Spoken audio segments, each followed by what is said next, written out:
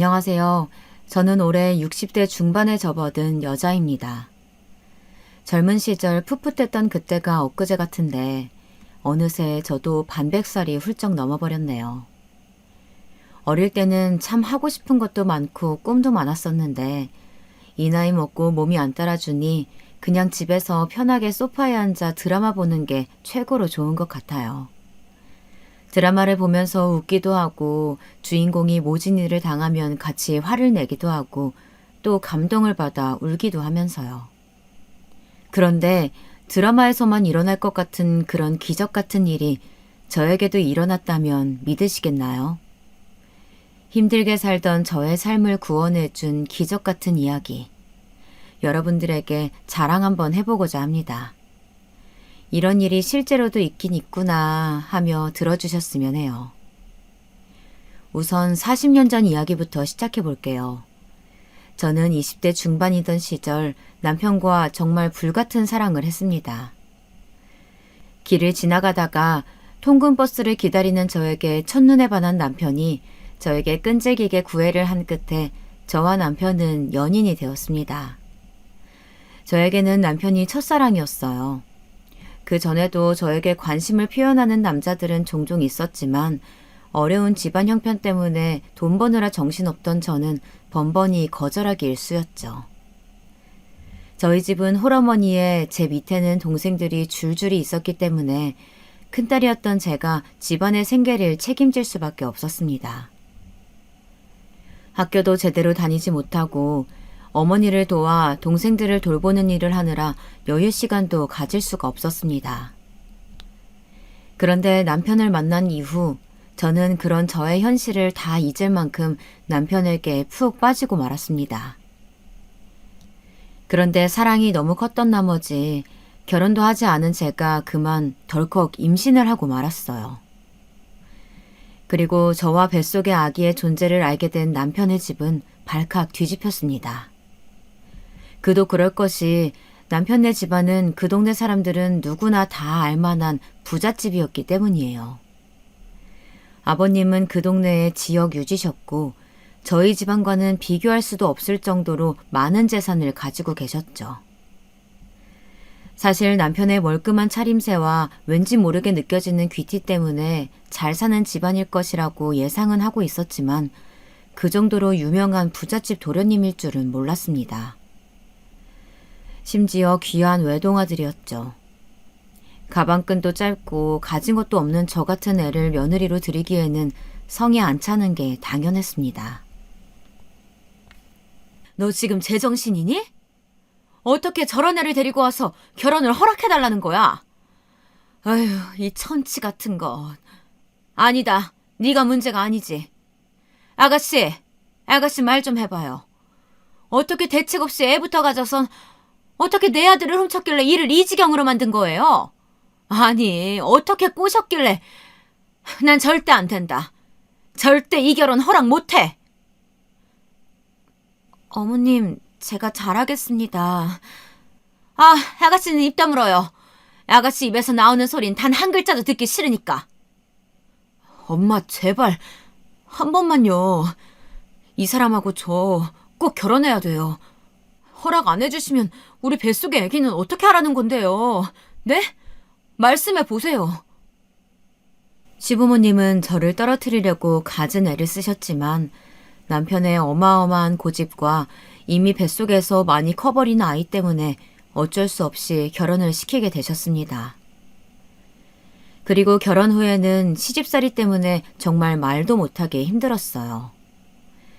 시어머니는 임신한 저를 마치 가정부 부리듯이 부려먹곤 했고 시아버지는 사람들이 저런 별 볼 일 없는 집안의 딸 자식을 며느리로 들였다고 수군거리는 통에 나쁘끄럽다며 남편과 한동안 말도 섞지 않으셨습니다. 저는 시댁에서 매일매일 눈칫밥을 먹고 살아야만 했어요. 밥을 먹을 때에도 저는 시댁 식구들과 겸상을 할 수 없었죠. 식사 시간이 되면 저는 밥을 다 차린 후 시댁 식구들이 따뜻한 밥상에서 밥을 먹는 동안 부엌에 쪼그려 앉아 남은 찬밥과 김치로 끼니를 겨우 때우곤 했어요. 그나마 남편이 가끔 시부모님 몰래 음식을 숨겨와 방에서 저에게 먹이곤 했지만 몰래 먹다가 들키는 날에는 시어머니 불효령에 눈물을 쏙 뺄 수밖에 없었습니다. 어디서 이 거지 같은 게 몰래 밥도둑질까지 하니? 너 배운 게 그렇게 없냐? 하기야, 가방끈 짧은 너를 내가 며느리로 들였으니 뭐 이 정도야 식은 죽 먹기겠지. 다음엔 뭐 내 금팔찌라도 탐낼 셈이니? 어? 어머님, 그런 거 아니에요. 아니긴 뭐가 아니야. 다음부터 이런 도둑질 또 하기만 해봐. 눈에 띄면 아주 가만 안 둘 줄 알아. 알겠어? 게다가 아버님은 제가 너무 마음에 안 들어서 매일 다른 집 딸 자식들과 비교하곤 했어요. 그때 당시 아버님이 저에게 자주 했던 말이 갑자기 생각이 나네요. 너만 아니었으면 내가 똑똑한 교사 며느리를 봤을 거다. 내가 우리 기석이 정 사장 내 둘째 딸과 결혼시키려고 점 찍어놨건만 어디서 이런 못 배워먹은 년이 굴러 들어와서는. 아휴. 아버지, 그만하세요. 왜 제 집사람한테 그럼 험한 말씀을 하시는 거예요, 대체? 그만들 좀 이 사람 괴롭히시라고요. 저는 아버님이 저런 소리를 하실 때마다 할 말이 없어 고개만 푹 숙이곤 눈물을 훔쳤습니다. 남편이 저를 안 만났다면 부잣집에 똑똑한 아내를 얻어 더 잘 살 수 있었을 텐데. 괜히 저 때문에 부모님과도 사이가 안 좋아진 것 같아서 매일매일 마음이 안 좋았습니다. 하지만 뱃속의 아기를 위해서라도 이 집에서 반드시 버텨내겠다고 다짐했습니다. 하지만 그런 저의 다짐에도 불구하고 어머님의 구박 탓에 뱃속의 아기를 잃을 뻔한 적도 있었어요. 어머님은 제가 만삭이 될 때까지 저에게 온갖 집안일을 시키셨는데 하루는 어머님이 계단을 좀 닦으라고 하시길래 중심 잡기도 어려운 무거운 몸으로 계단 청소를 하던 도중 그만 굴러떨어지고 말았습니다. 굴러떨어지면서 배가 눌린 탓에 고통에 괴로워 비명을 지르자 어머님도 무서우셨는지 병원에 데려가셨어요. 다행히 병원에서 조치를 잘 해주신 덕분에 유산의 위기를 넘기고 아이는 살아남아 주었지만 만약 그날 어머님이 병원에 늦게 데려가셨다면 아이를 잃었을 것입니다. 시간이 지나 지금 생각해보면 어머님은 제가 아이를 유산하길 바라셨던 것 같기도 하네요. 항상 위험한 일만 시키셨거든요. 그런데 막상 진짜로 그렇게 될 것 같자 지레 겁을 먹고 병원에 데려가신 거죠. 그리고 그 일이 있고 몇 달 뒤 저는 떡두꺼비 같은 아들을 출산하였습니다. 저는 내심 아무리 미운 며느리라도 아들 손주 안겨드리면 저를 조금이나마 받아주시지 않을까 기대했어요. 그런데 그런 일은 일어나지 않더군요. 시부모님은 손주 새끼 이뻐할 법도 한데 제가 미워서인지 아이까지 미워하셨습니다. 그렇게 저의 아이는 태어나자마자 자신을 미워하는 어른들 곁에서 자랄 수밖에 없었습니다. 저는 할머니, 할아버지의 사랑도 못 받는 아이가 너무 안쓰러워서 더욱더 이 아이에게 사랑을 주려고 노력했습니다. 남편은 바빠서 잘 때 빼고는 잘 볼 수 없었지만 늦은 밤 아이를 재우고 남편과 둘이서 도란도란 이야기할 때면 하루 동안 힘들고 서러웠던 게 싹 날아가는 느낌이었습니다. 어느 날은 남편이 저에게 묻더군요. 여보, 당신은 소원이 뭐야? 저는 한참을 곰곰이 생각하다가 말했어요. 나는 나중에 우리도 나이 먹고 우리 상준이도 장가가고 나면 시골에 전원주택 지어서 개 키우면서 사는 게 소원이에요. 당신은 소원이 뭐예요? 남편은 제 머리를 쓰다듬으면서 대답했습니다. 나는 당신이 누구보다도 행복해지는 게 내 소원이야. 저는 남편의 대답에 부끄러워서 이불 속에 숨고 말았답니다. 결혼을 해서도 이렇게 닭살 돋는 말을 잘 하는 남편이었어요. 그렇게 저는 남편 덕에 고된 시집살이를 하루하루 버티며 살아갔습니다. 시부모님은 날이 갈수록 저를 미워하다 못해 증오하다시피 하셨지만 남편과 아들을 위해서 참고 또 참았어요. 그런데 아이가 중학교에 갈 무렵 도저히 참을 수 없는 지경에 이르고 말았습니다. 엄마, 나 여기서 살기 싫어. 나갈래. 뭐? 나 가출할 거라고. 여기서 못 살겠어. 아니, 안 살아. 여기 엄마나 나 천대하고 하대하는 사람들 뿐이잖아. 할아버지 할머니도 어른이 아니야. 어른이 애한테 어떻게 그래? 맨날 나한테 엄마 욕하고 엄마 닮아서 머리 안 좋다고 잔소리하고 다 듣기 싫어. 다 듣기 싫다고. 아이가 바락바락 악에 바친 소리를 내지르는데 시부모님마저 말을 잃고 말았습니다.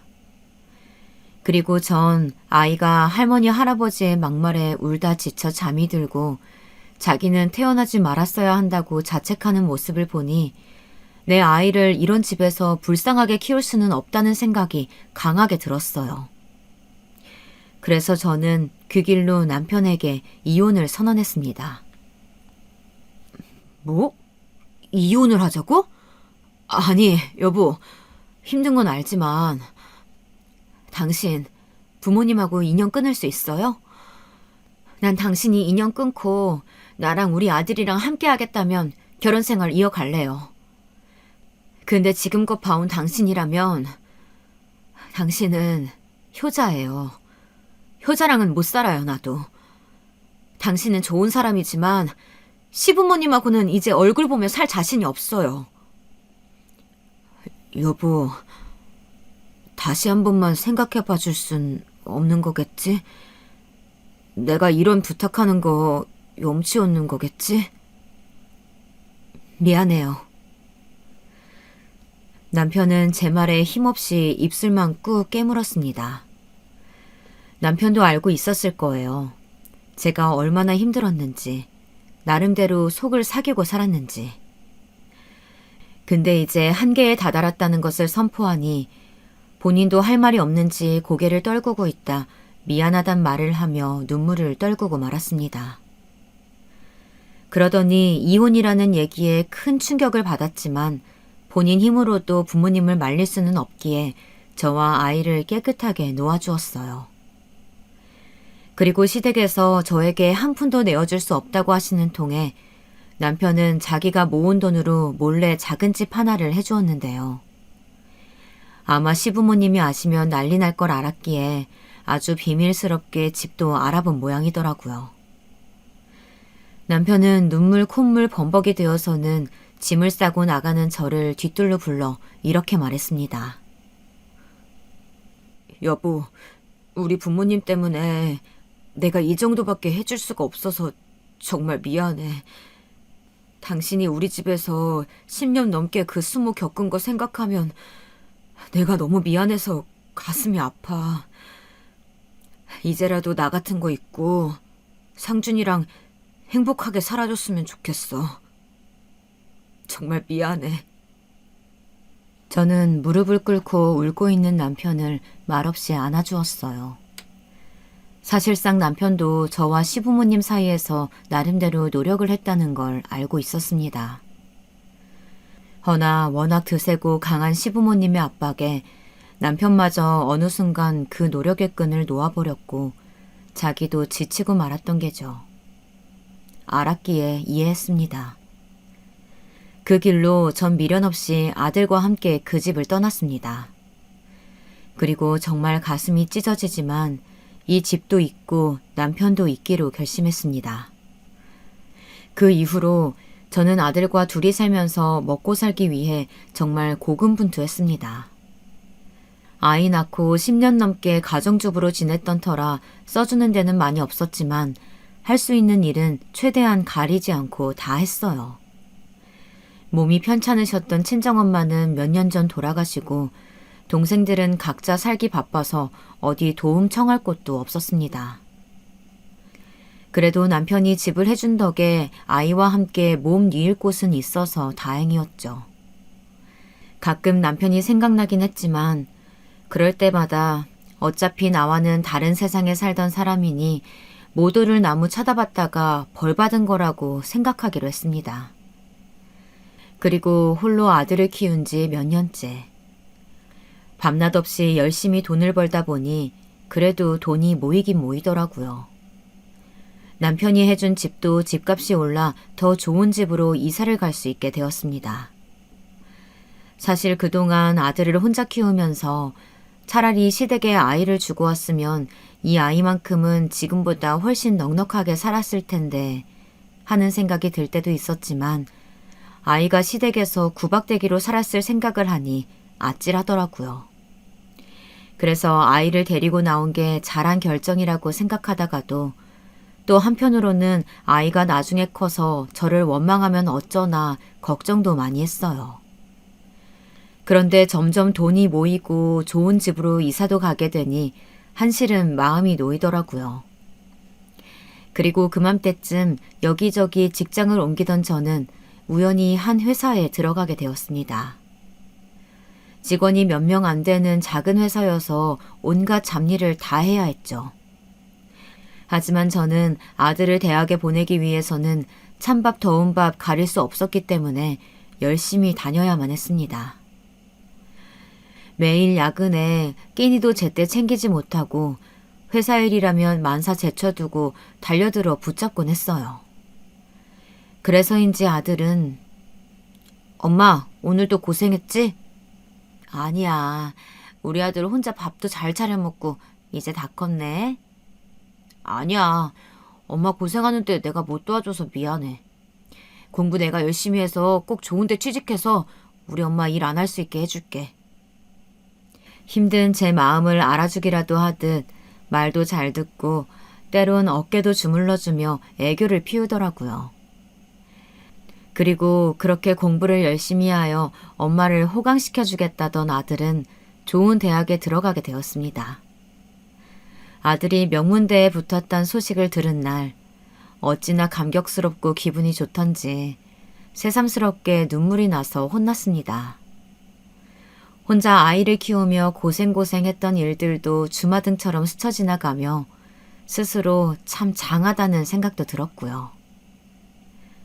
그리고 하나 더 좋은 소식은 때마침 제가 다니던 회사도 점점 커져서 이제는 제법 큰 회사가 되어 있었어요.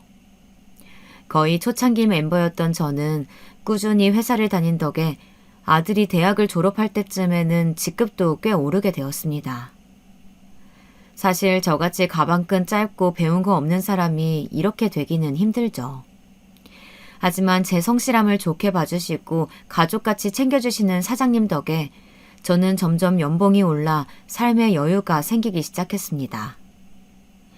이제는 어딜 가서도 커리어 우먼 소리도 듣고 재테크에도 관심이 생겨 돈 불리는 재미도 슬슬 알아가게 되었습니다. 친구들도 가끔 절 보면 나는 네 팔자가 제일 부럽다. 넌 수중에 네 돈 있잖아. 네가 번 돈. 우린 다 남편이 벌어다 준 돈 쓰느라고 맨날 눈치 보여. 나도 그냥 애 키우면서 계속 일할걸. 후회된다. 하면서 부러움 담긴 눈길을 보내곤 했습니다. 그때마다 전 머쓱하게 웃긴 했지만 내심 이 정도면 우리 상준이도 나중에 결혼할 때 저처럼 가난하다고 무시당하지는 않겠구나 했습니다. 그게 다행이었죠. 부자까지는 아니지만 그래도 아들 신혼집 해줄 정도는 되었으니까요. 그런데 호랑이도 제 말하면 온다고 몇 년 뒤 아들은 참하고 이쁜 아가씨를 만나고 있다며 고백을 해오더라고요. 순간 제 얼굴에 화색이 돌았나 봅니다. 그래? 아이고, 그럼 얼른 얼굴 좀 보게 데려와봐라, 응? 엄마도 참, 뭐 그렇게 성격이 급하세요. 그렇게 궁금하세요? 그럼 당연하지. 우리 아들이 만나는 여자인데. 아들이 그간 몇 년 연애를 하는 것 같긴 했지만 이렇게 저한테 말해오는 여자친구는 또 처음이었습니다. 왠지 모르게 이 아가씨와 좋은 인연이 될 것 같다는 생각이 들더라고요. 그리고 역시나 예상처럼 저희 집에 처음 온 날부터 애교 있고 싹싹한 모습을 보이는데 퍽 마음에 들었습니다. 내심 이 여자랑 몇 년 만나다가 잘 되었으면 좋겠다는 생각이 들었죠. 그런데 그로부터 한 달 정도 지났을까요? 갑자기 아들이 생각지도 못한 폭탄 선언을 해오더라고요. 준비가 안 되었던 시점이라 더더욱 놀라고 말았죠. 저기, 엄마, 나 말할 게 있는데. 응? 뭔데? 나 아이가 생겼어. 어? 저 때 엄마가 봤던 여자친구 있잖아. 그 사이에서 엄마도 마음에 들어 했으니까 괜찮지? 어차피 결혼하려고 하기도 했고 그래서 서둘러 씩 올리려고. 갑작스러운 소식에 당황하긴 했지만 아들이 사랑하는 여자와 결혼이라 하니 반대할 이유도 없었습니다. 거기다 뱃속에 손주까지 품었으니 이젠 정말 내 가족으로 받아들이고 잘 해줘야겠다 마음먹게 되었습니다. 그렇게 아들은 꽃피는 봄날 결혼을 하게 되었죠. 새침하고 예쁘장하게 생긴 우리 며느리는 곱게 자랐는지 할 줄 아는 것은 없었지만 혼수로 뱃속에 손주를 데리고 오는 바람에 예뻐할 수밖에 없었습니다. 어느새 제가 아들을 이렇게 키워 손주까지 보게 되다니 정말 감격스럽더라고요. 게다가 며느리가 애교가 많은 성격이라 더할 나위 없이 좋았죠. 저한테 엄마, 엄마 하며 따르는 며느리가 너무 예뻐서 제가 할 수 있는 한 잘해주고 싶었어요. 그런데 며느리가 출산일이 다가오자 저에게 부탁을 하더군요. 엄마, 저 아이 낳으면 다시 복직해야 되는데 엄마가 우리 하율이 유치원 갈 때까지만 봐주시면 안 될까요? 그게 내 사정 알잖니. 엄마도 회사를 다니니까. 저는 봐주고 싶은 마음은 굴뚝 같았지만 저도 직장인인지라 봐줄 수 있는 형편이 되질 않았어요. 제가 거절하자 며느리는 저에게 아양을 떨며 사정을 하더라고요. 엄마. 엄마 아니면 우리 하율이 봐줄 사람도 없는데 어떡해요. 우리 하율이도 할머니랑 같이 지내고 싶대요. 그렇지, 하율아. 이것 봐요. 하율이가 배를 통통 차요. 우리 하율이가 그러는데 할머니가 너무 좋대요. 배를 쓰다듬으며 뱃속의 손주와 대화를 하듯 애교를 부리는 며느리의 모습에 저는 그만 넘어가고 말았습니다. 그리고 저는 한 가지 큰 결심을 했습니다. 손주를 보기 위해 가족처럼 생각하고 오래 다녔던 회사를 그만두게 되었어요. 사실 사장님께서는 저한테 퇴직이 아닌 휴직 처리를 할 테니 아기가 어린이집에 갈 때까지만 쉬다가 다시 돌아오라고 하셨지만 며느리는 최소 5년은 키워주길 바라는 눈치였고 저도 회사에 그렇게 오랫동안 민폐를 끼칠 수는 없다고 생각하여 사직서를 내게 되었습니다. 그렇게 그동안 잘해주셨던 사장님께 마지막 인사를 드리고 회사를 떠났어요. 그리고 며느리가 예쁜 손주딸을 출산한 후 주 5일을 아들네 집에 출근하기 시작했습니다. 평일에 아들 내외가 출근하기 전 아침 일찍 아들네 집에 가서 하루 종일 손주를 보다가 아들 내외가 퇴근하고 오면 같이 저녁을 먹고 저녁 먹은 후 며느리가 씻고 나오면 그때 손주를 넘겨주고 집에 돌아가는 일상이었습니다. 사실 이 나이 먹고 아이를 보는 게 힘에 부치긴 했지만요. 퇴근하고 온 아들 며느리 부실하게 밥 먹는 게 싫어서 손주가 낮잠 자는 시간에 틈틈이 찬거리도 만들곤 했죠. 그렇게 하루 종일 아들네 집에 있다가 집에 오면 이미 깜깜해진 늦은 저녁이라 씻고 TV 조금 보다가 자면 하루가 마감되었습니다. 평일에 쉬는 날도 없이 무리해서 손주를 봐주다 보니 주말에는 거의 시체처럼 누워만 있기 일쑤였습니다. 어쩌면 회사 다닐 때보다 훨씬 힘든 일상이었던 것 같아요. 하지만 그렇게 힘든 와중에도 손주만 보면 너무 예뻐서 저절로 발걸음이 아들네 집으로 향했던 것 같네요. 아들내외는 제가 아이도 봐주고 살림도 간간히 도와주는 걸 대단히 고맙게 생각하더라고요.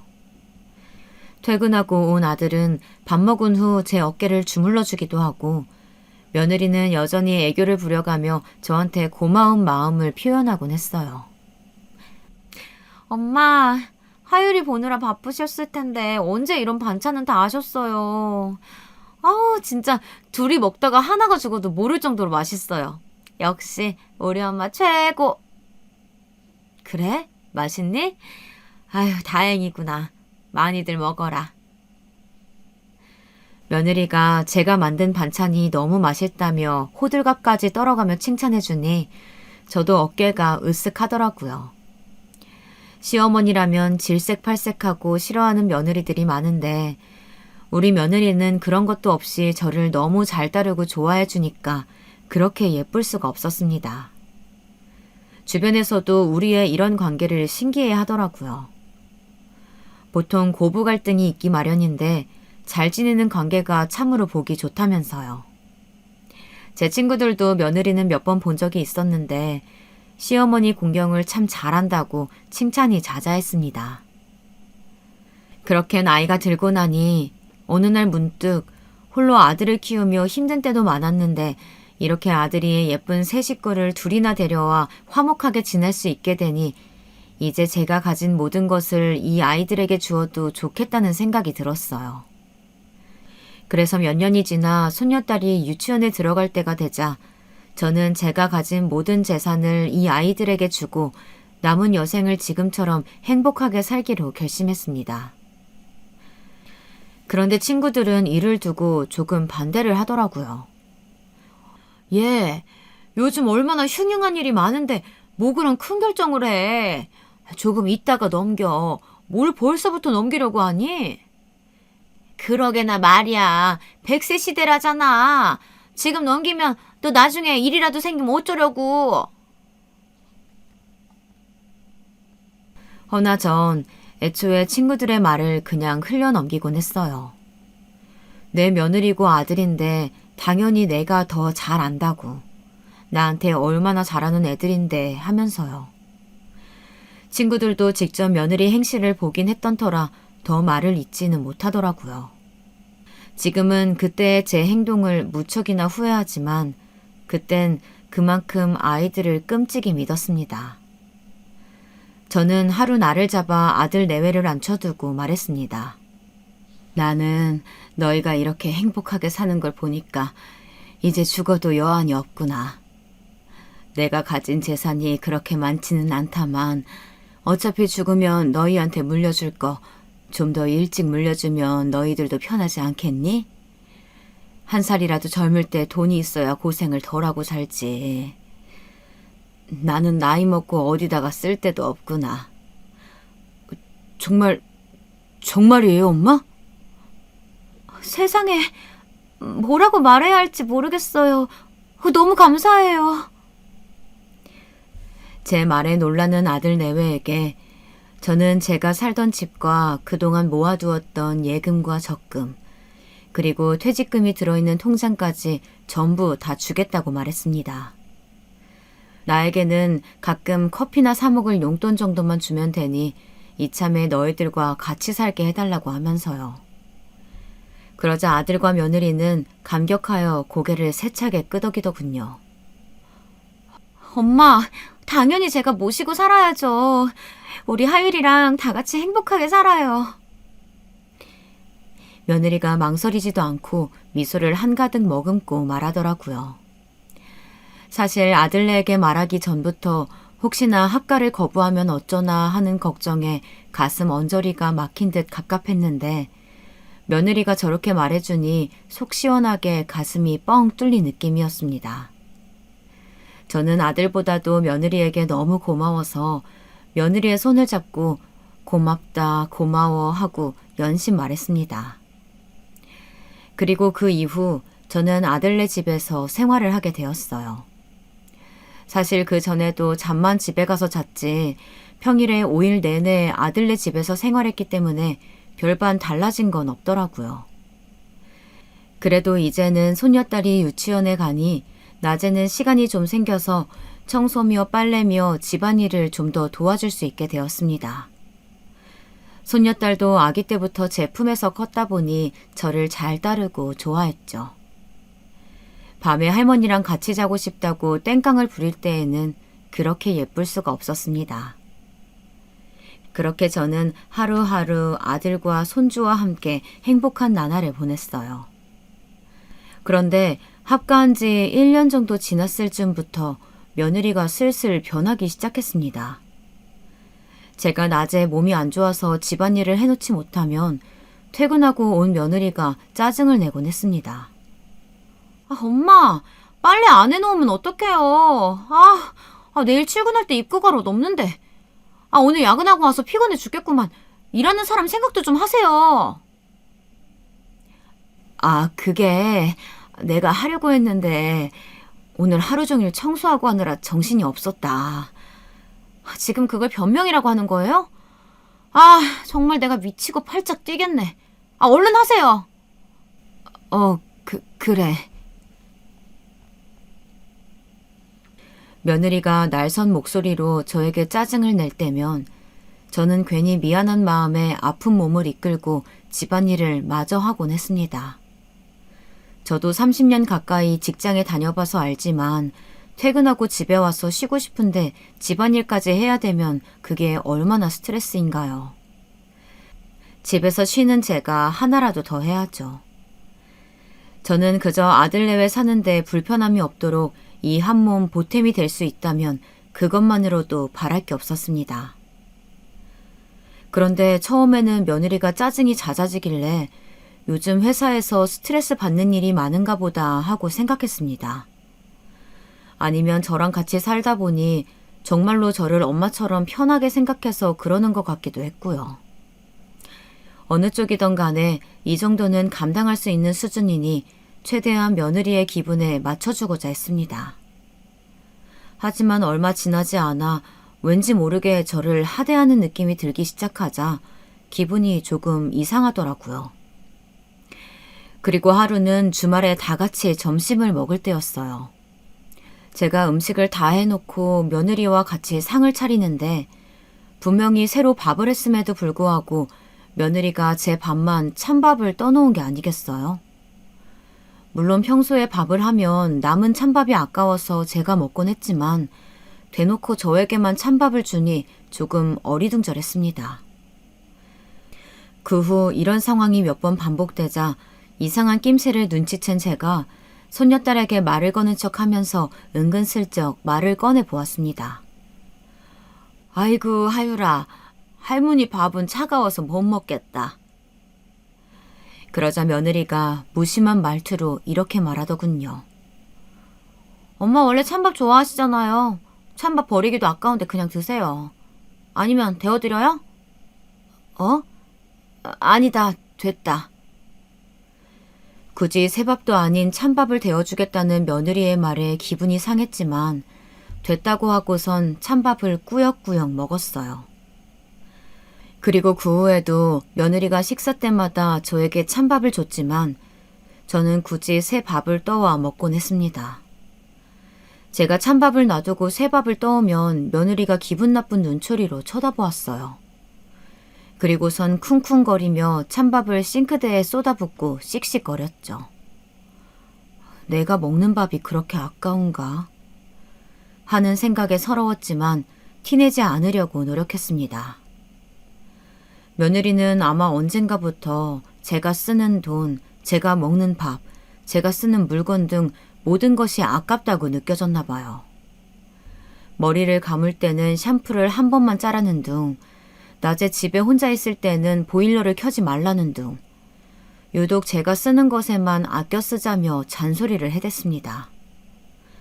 특히 어느 날은 제가 보일러를 좀 켰단 이유로 요즘 난방비 폭탄인 거 알죠? 두꺼운 옷 입고 계시면 되는데 도대체 무슨 정신으로 보일러를 오랜 시간 트시는 거예요? 아니, 제정신이세요? 아니면 돈이 썩어 남아 돈다고 생각하시는 거예요? 지금 돈 한 푼 아끼려고 저는 이렇게 발 동동 구르는데 어머님 뭐냐고요? 기가 차더라고요. 예, 내가 깜빡 잠이 들었다. 그래서 미처 끄질 못했어. 이게 그렇게 큰 잘못이니? 그리고 니네들이 뭐가 돈이 부족하니 내가 준 게 있는데. 어머머머, 생색내시는 거예요 지금? 그 돈 그거 준 거 가지고? 그날의 싸움으로 전 한 달간 며느리와 냉전 상태에 들어갔고 나중에 아들이 중재해 겨우 화해를 했습니다. 그런데 참 서럽더군요. 겨울이면 지들 외투는 두세 벌씩 사면서도 저는 10년 된 패딩 하나로 버티게 했고요. 여름에는 노인네가 뭔 더위를 타냐며 에어컨도 못 켜게 했습니다. 심지어 여기서 더 서러웠던 건 며느리가 지 엄마한테 그렇게 하는데도 아들내미는 본척 만척 신경도 안 쓰더라고요. 얘야, 내가 솔직히 좀 힘들다. 잔소리가 보통이 아니야. 내가 이 나이 들어서도 저런 잔소리 듣고 있어야겠니? 네가 아들이면 중재를 좀 해다오. 응? 엄마, 뭐 그 사람 말 틀린 거 있나? 뭐야? 아, 그렇잖아요. 나도 저 사람도 돈 버느라 힘드니까 엄마한테 그냥 속풀이 좀 하는 거지. 아, 나이 드신 양반이 이해 좀 해주면 되지. 왜 그런 걸 가지고 삐져요, 삐지긴. 아, 그냥 엄마가 이해해. 엄마가 이해하면 모두가 편할걸. 아우, 참 엄마도 쪼잔스럽게. 맥없이 저런 말을 듣고 있는데 참 자식 키운 세월이 참 덧없고 보람없게 느껴지더라고요. 내가 저 아들을 키우면서 행복했던 시절이 컸기에 허망함도 그만큼 더 컸던 것 같습니다. 그리고 문제가 하나 더 생겼죠. 처음에 합가하면서 제가 얘기했던 용돈, 그것도 날이 갈수록 액수가 적어졌습니다. 어차피 저도 어디 막 나가서 돌아다니는 성격도 아니고 집에 있는 날이 많으니 돈 쓸 일이 많지 않아 큰 돈을 바라진 않았어요. 그래서 처음에는 한 달에 40만 원씩 받기로 했었는데 그 돈도 저에게는 넉넉하더라고요. 평생 직장 생활만 해서 그런가 동네에 커피 한 잔 마실 사람도 없고 친구들도 멀리 살고 딱히 취미가 있는 것도 아니어서요. 그냥 낮에 손녀딸 유치원 보내고 남는 시간에 동네 한 바퀴 돌다가 붕어빵이나 군고구마 장수가 있으면 한 봉지씩 사오거나 가끔씩 손녀딸 장난감이나 옷을 사주는 데에는 충분한 금액이었습니다. 그런데 언젠가부터 생활이 빡빡하다면서 금액을 줄이기 시작하더니 나중에는 한 달에 10만 원으로 줄여버리더라고요. 어차피 잘 나가지도 않는데 그 돈이면 충분하지 않냐고 하면서요. 이건 좀 아니다 싶어 반박을 하니까 눈이 휘둥그레질 만한 말을 하더라고요. 예, 10만 원? 10만 원은 좀 나도 사람 사는 것처럼은 살아야 할 거 아니야. 엄마, 그게 사실 이이가 요즘 사업을 하고 싶대요. 그래서 돈 지출이 많아요. 엄마가 이해 좀 해주세요. 뭐? 사업을 한다고? 아들이 사업을 한다는 것이었어요. 갑작스럽게 웬 사업이냐고 하니까 자기 평생 꿈이 사업하는 거였다며 무슨 커피 가게를 차린다고 하더라고요. 제 아들이니 아는 사실이지만 아들은 뭔가 장사에는 어울리는 사람은 아니었습니다. 바로 걱정부터 앞서는데 자기가 알아서 다 하겠단 말에 그냥 응원해주는 게 최선이었습니다. 한편 용돈이 10만 원으로 줄고 나서 예전만큼 손녀딸 장난감을 자주 사줄 순 없었지만 그래도 아들네 먹고 사는 게 팍팍하다니 아껴 써야겠다 생각했습니다. 그런데 10만 원으로 줄인 것까지는 괜찮았지만 현금으로 주던 용돈을 어느샌가부터 카드로 주기 시작하니 점점 눈치가 보이더라고요. 며느리가 체크카드에 딱 10만 원만 넣어서 저에게 주었는데 제가 어디 가서 카드를 긁을 때마다 며느리에게 문자가 가다 보니 감시를 당하는 느낌이 들었습니다. 제가 뭘 쓰든 상관을 안 하면 괜찮지만 문자가 날아갈 때마다 며느리가 저에게 전화해서 꼬치꼬치 따지곤 했거든요. 하루는 낮에 동네를 산책하다가 새로 오픈한 커피숍이 있어서 들어가 봤습니다. 유명한 프랜차이즈 커피숍이었는데 커피를 안 마신 지도 한참 되어서 한 잔 사보았어요. 오랜만에 따뜻한 커피를 들고 산책을 하니 직장 다닐 때 생각도 나면서 너무 좋더라고요. 그런데 그때 며느리에게서 전화가 걸려왔습니다. 전화를 받자마자 며느리는 다짜고짜 저에게 따지더군요. 엄마, 돈이 썩어 넘치죠 지금? 무슨 집에만 있는 사람이 그렇게 비싼 커피를 사 먹어요? 집에 내가 믹스커피 사다 놨는데 그거 드시면 되죠. 누가 보면 아주 커리어 우먼인 줄 알겠어요.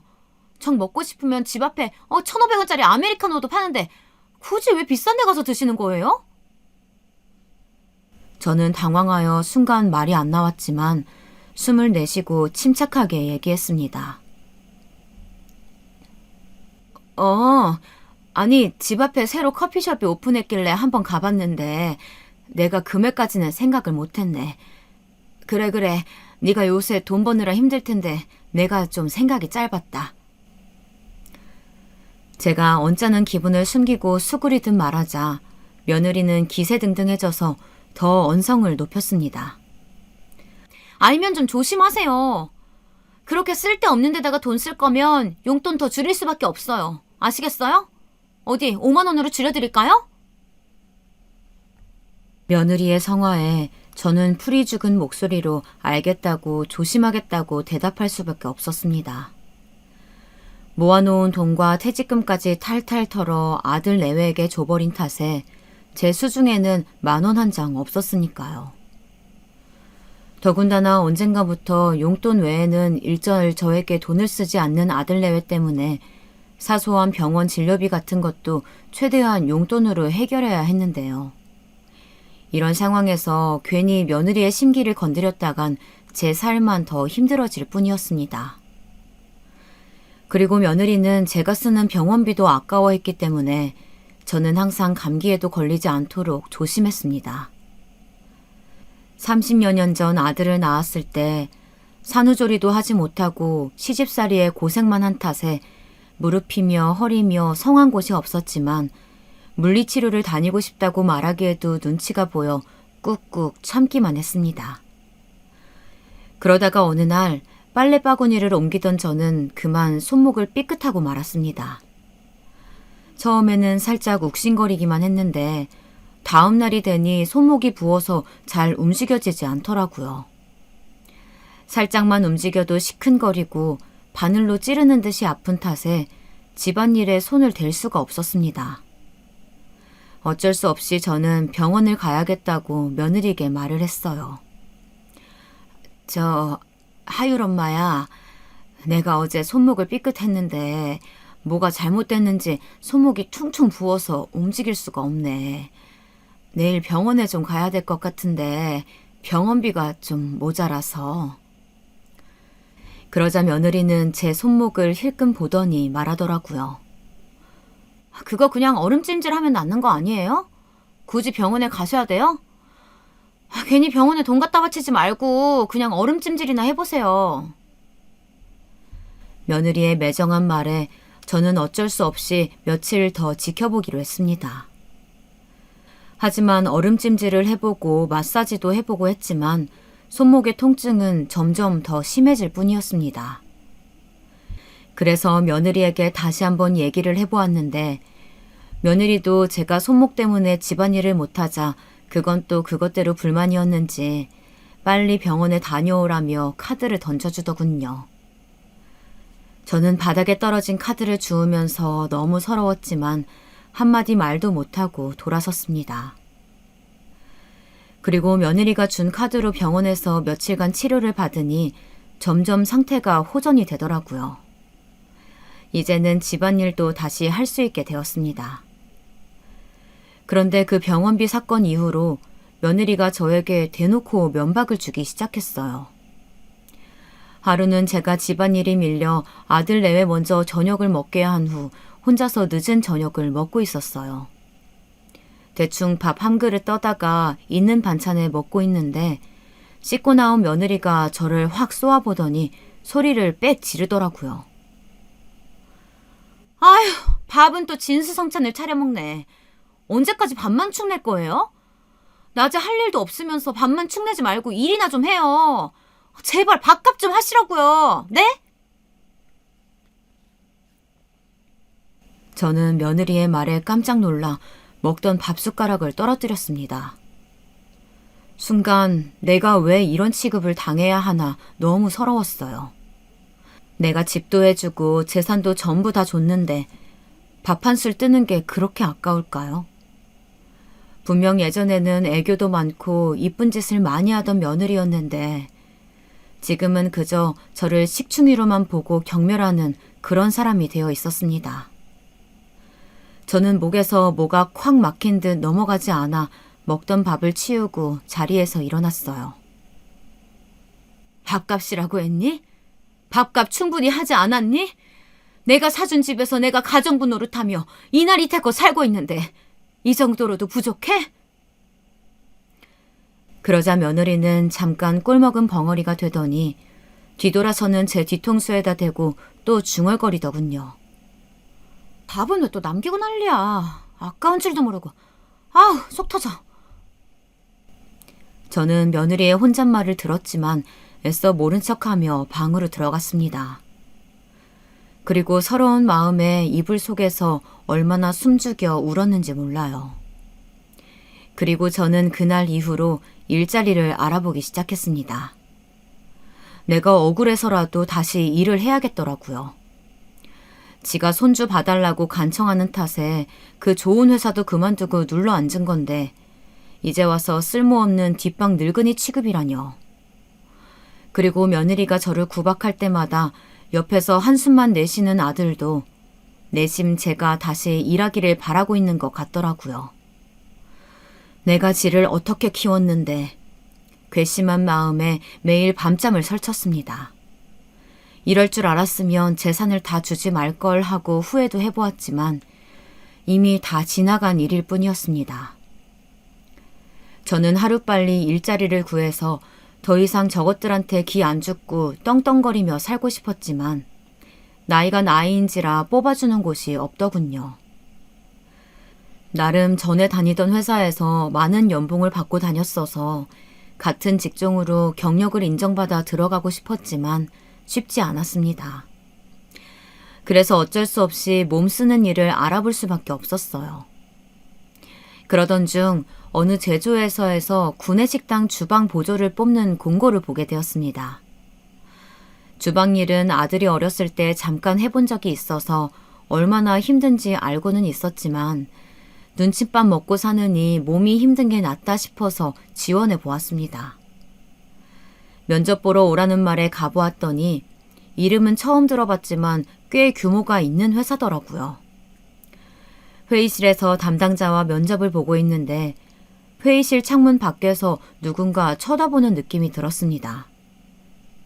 하지만 고개를 돌려보았을 때는 아무도 없길래 그냥 저의 착각인 줄만 알았습니다.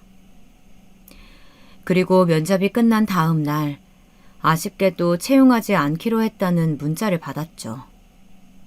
저는 낙담할 시간도 없이 다른 일자리를 알아봐야 했습니다. 한창 다른 일자리가 없나 보던 중 모르는 번호로 문자가 한 통 왔습니다. 방금 탈락 문자를 보낸 회사의 관리자인데 혹시 내일 따로 면담을 좀 할 수 있냐고 묻는 문자였죠. 탈락한 회사에서 굳이 왜 면담을 하는지 의아했지만 혹시나 추가 채용 같은 게 있을까 싶어 알겠다고 답장을 보냈습니다. 그리고 다음 날 약속한 시간에 그 회사 앞 커피숍으로 갔습니다.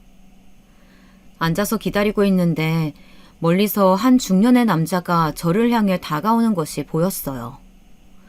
그 남자의 이목구비가 눈에 들어온 순간 저는 그가 누군지 한 번에 알아보았습니다. 세상에, 그 남자는 저의 전남편이었습니다. 희끗해진 머리에 주름진 얼굴이었지만 한눈에 알아볼 수 있었죠. 전남편은 성큼성큼 걸어오더니 머뭇거리며 제 얼굴을 한참이나 쳐다보았습니다. 저는 영문을 알 수가 없었습니다. 아니, 당신이 여기에 어떻게... 많이 놀랐지? 만나서 다행이다. 중후해진 그의 목소리를 듣자 지난 세월이 머리에 스쳐 지나가는 듯 했습니다. 전 남편과 헤어진 지도 벌써 20년. 정말 사랑했지만 시댁의 괴롭힘으로 인해 견딜 수 없어 이혼할 수밖에 없었던 지난 날들이 떠올랐습니다. 저는 알 수 없는 감정이 휘몰아쳐 저도 모르게 눈물이 차오르는 것을 느꼈습니다. 전 남편도 마음이 복잡한지 안절부절하며 말을 겨우 잇더군요. 잘 살고 있는 거지? 우리 상준이도 벌써 30살이 넘었겠네. 20년 전 당신이랑 상준이 그렇게 보내고 내가 정말 얼마나 힘들었는지 몰라. 우리 부모님 원망도 참 많이 했지. 몇 번이고 당신 찾아서 가고 싶었지만 혹시 또 나 때문에 당신 힘들게 할까봐 여태까지 참았어. 그런데 이렇게 만나게 되었네. 저는 전 남편의 따뜻한 말에 눈물을 참을 수가 없었습니다. 남들이 쳐다보는 줄도 모르고 주책맞게 울고 말았네요. 그리곤 도대체 여기에 어떻게 온 거냐고 물어봤습니다. 그러자 그는 이렇게 말하더군요. 그건 너무나 놀랄 이야기였어요. 사실 당신이 어제 면접 본 그 회사, 내 회사야. 직원이 이력서 뽑아온 거 보다 보니까 당신 이름이 있더라고. 그런데 정말 당신이 맞는지 확인하고 싶어서 면접 보는 도중에 회의실 창밖에서 몰래 봤는데 정말 당신이 맞더라고. 그래서 이러면 안 되는 거 알지만 당신 이력서에 있는 번호로 연락해 본 거야. 당신이 안 나올까 봐 걱정했는데 나와줘서 정말 고마워. 반가운 마음에 아무 말도 하지 못하고 울기만 했어요. 20년 전 그와 헤어진 후 잊겠다고 정말 많이 노력했는데 깨끗하게 잊고 살았다고 생각했는데 막상 눈앞에 나타나니 그때의 감정이 다시 되살아나더라고요. 전 남편은 저를 만나기까지의 이야기를 들려주었습니다. 그는 저와 헤어진 후 부모님 성화에 여러 번 선을 봤지만 저를 잊을 수 없어 재혼은 하지 않았다고 합니다. 일만 열심히 하면서 살아왔다고 하더라고요. 아버님한테서 받은 재산으로 사업을 시작했는데 그게 잘 풀려서 계열사를 몇 개 가지게 되었고 그 중에 하나가 제가 면접 본 그 회사라고 합니다. 그리고 몇 년 전 부모님 두 분 다 돌아가셔서 지금은 완전히 혼자라고 하더라고요. 저의 손을 어루만지며 한참을 얘기하던 그는 갑자기 제 얼굴을 빤히 보더니 저에게 묻더군요. 당신 근데 많이 수척해 보이네. 어디 아픈 데라도 있는 거야? 상준이가 속이라도 썩여? 저는 말해야 할지 말아야 할지 고민하다가 결국 모든 것을 얘기했습니다. 전 남편과 헤어진 후 어떻게 살았는지, 그리고 아들을 결혼시키고 전 재산을 준 후 지금 하루하루 눈칫밥을 먹으며 서러움에 매일 눈물로 밤을 지샌다는 이야기까지요. 왜 그런 긴 이야기를 늘어놓았는지는 모르겠지만 그 순간 내 마음을 알아주는 사람이 있다는 것에 안도했는지 주저리 눈물을 쏟으며 말하고 말았습니다. 전 남편은 제 긴 이야기를 들으며 얼굴이 울그락불그락해지더니 테이블을 주먹으로 쾅 치더라고요. 내 상준이 이놈 새끼 가만 안 둬. 아무리 내 아들이라지만 지 마누라가 엄마한테 그 짓거리 하는데 그걸 보고만 있단 말이야? 안 되겠어, 당신. 지금 나랑 어디 좀 같이 가. 전 남편은 제 손을 잡아 끌어 커피숍 밖으로 나가더니 저를 차에 태웠어요. 그리고 목적지도 말해주지 않고 어디론가 가더라고요. 저는 어디 가는 거냐고 물었지만 그는 대답도 하지 않고 화난 표정으로 운전만 했습니다. 그렇게 차로 1시간 남짓 갔을까요? 웬 한적한 동네에 차를 세우더니 저보고 내리라고 하더군요. 내려오자 물 좋고 경치 좋은 곳에 예쁜 단독주택 한 채가 지어져 있었어요.